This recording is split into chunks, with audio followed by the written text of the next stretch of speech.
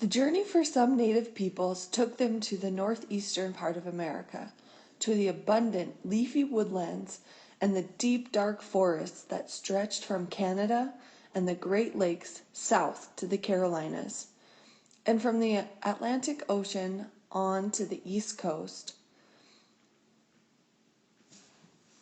west to the Mississippi River. This was a time long before Europeans came and made their mark upon the land. This was a time when some native people made the forest their home and lived in long-term balance with their environment. Unlike the Southwest, rain fell, as it still does, more frequently upon most of this land. The native people of the south of this region did not believe there was a need to call upon the assistance of the gods for rain to soak the earth and make the crops grow. And just as today in the region of the eastern woodlands, each season brought with it a different climate and changed the earth. The same freshwater rivers and lakes, the same imposing mountains and forests, color the landscape today as they did back then. As you have already learned, some of the earliest people to settle across the region were the mound builders, whose culture lasted for thousands of years. They spread out from the Mississippi River and lived on the surrounding land, hunting in the forests and utilizing the abundant natural resources available to them. The people who settled in this area were known as the Eastern Woodland Indians. After hundreds of years of nomadic existence, other groups of people, bound by family connections, formed themselves into tribes. In fact, the Eastern Woodland Indians were made up of numerous tribes. Some of these tribes included the Iroquois, Mohican, and Powhatan. Over time, these tribes established their own cultural identities, which included a range of languages spoken throughout the large area. The Eastern Woodland Indians often interacted with each other. Sometimes their interactions were peaceful, at other times they were not. These tribes relied on the land for their very existence. They guarded their villages, their hunting lands, their crops, and their settlements from invasion by neighboring tribes. Some scientists believe that the wars may have been a result of an era around 500 to 1,000 years ago, when the climate changed considerably. A harsh mini ice age swept across the world. This occurred thousands and thousands of years after the Beringa crossing. During this time, when food was scarce and it was difficult to survive, tribal wars broke out and brought about the deaths of many young warriors and the destruction of tribal villages. Finally, in search of peace, these tribes joined together to form the Iroquois Nation, also called the Iroquois Confederacy. As they negotiated or discussed how they would live peacefully together, they often smoked a peace pipe, like the one in this image. As you have heard, the Iroquois did not call themselves by this name. They called themselves Haudenosaunee, or people of the Longhouse. The Iroquois people were actually 5 separate tribes: the Mohawk, the Oneida, the Onondaga, and the Seneca, that inhabited a particular part of the eastern woodland region. They lived largely in what is now New York and Ohio. Once a year, sachems, or chiefs from each of the tribes, who were always men but always chosen by women, would meet in a council to make new laws and deal with any new problems that arose. As with all the native people, the landscape helped shape the Iroquois culture. It greatly influenced the kinds of houses they built, what clothes they wore, what foods they ate, how they traveled, what weapons they had, what tools they used, what gods they worshipped, and even what languages they spoke. A typical home for many eastern woodland Indians depended more on the climate and available resources than anything else. The three most familiar kinds of homes across the Northeast region were the longhouse, the wigwam, and the round-roofed clay and pole structure.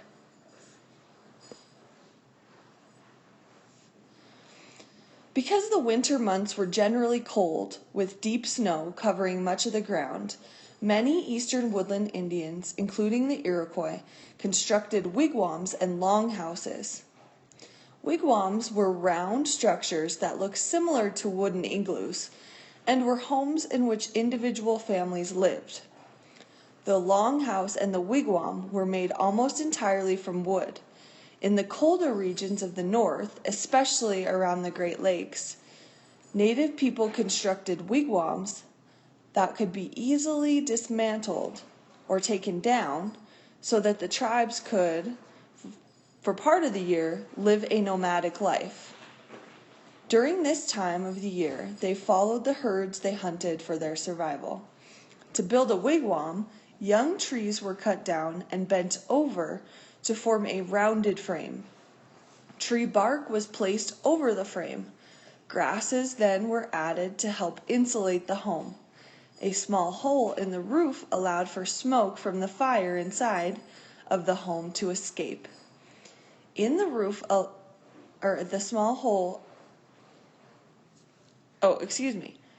family cooked their food on an open fire and slept on mats. In the wintertime, they used animal furs to keep themselves warm. Longhouses were much larger than wigwams, and they were home to several families that were related to each other. The Iroquois considered themselves to be related to each other through the mothers of the tribe. This extended family group was called a clan. Each clan had an animal name. When a young couple married, they went to live with the bride's family. Some longhouses ranged in size from 50 feet to 150 feet long. It housed as many as 50 people. To construct a longhouse, once again, a frame was made using young trees. Bark was placed over the frame and was then sewn together. The longhouse had a large central hallway with rooms on either side. The family members slept on sleeping platforms. Some Iroquois still build longhouses today for ceremonies, just like other tribes. The Iroquois made baskets and pots in which to store food. In some ways, an eastern woodlands longhouse would have been similar to a Viking longhouse, with a large extended family living inside. Because of the history of tribal war, the Iroquois built log walls all around their villages for safety. There could be several walls, but there was only one entryway, and that could be swiftly sealed and shut if needed. The Iroquois grew different varieties of corn and beans. They also grew squash, sunflowers, and tobacco. They cleared the land of trees and shrubs and planted their crops. Corn, beans, and squash were particularly important crops, and Iroquois referred to them as the Three Sisters. Like members of a family, the three plants helped each other grow. By planting these three plants together, the Iroquois relied on the natural relationships among these plants. The corn stalks provided the support the bean plants needed, which would wind around the corn stalks. The squash leaves that lay on the ground prevented weeds and increased the amount of rainwater that was absorbed into the soil. Also, the bean plants produced a natural bacteria that made the soil more fertile for the corn and the squash plants. Tobacco was smoked as part of ceremonial rituals, and when promises were being made between the tribes, the Iroquois and many of the native people believed that the smoke carried prayers and promises up to the gods. Tobacco was also used to dress wounds and relieve toothaches. In the wintertime, when food was scarce, many Iroquois left their villages to hunt. They moved with the herds and often did not return to their villages until early spring. The Iroquois hunted deer using bows and arrows. Young boys cloaked themselves in deer skin, as you can see here, as they stealthily crept through the forest in pursuit of their prey. They also hunted smaller mammals, setting traps to catch them. In addition, the Iroquois finished and gathered berries and tapped the trees to get maple syrup. Yes, the Iroquois had a sweet tooth too. Like many other tribes, the Iroquois lived near water. Water was the source of life, and it provided means of transportation. The Iroquois traveled and dug out canoes. They fished and used nets and traps. Depending on the weather, the Iroquois wore a range of clothing.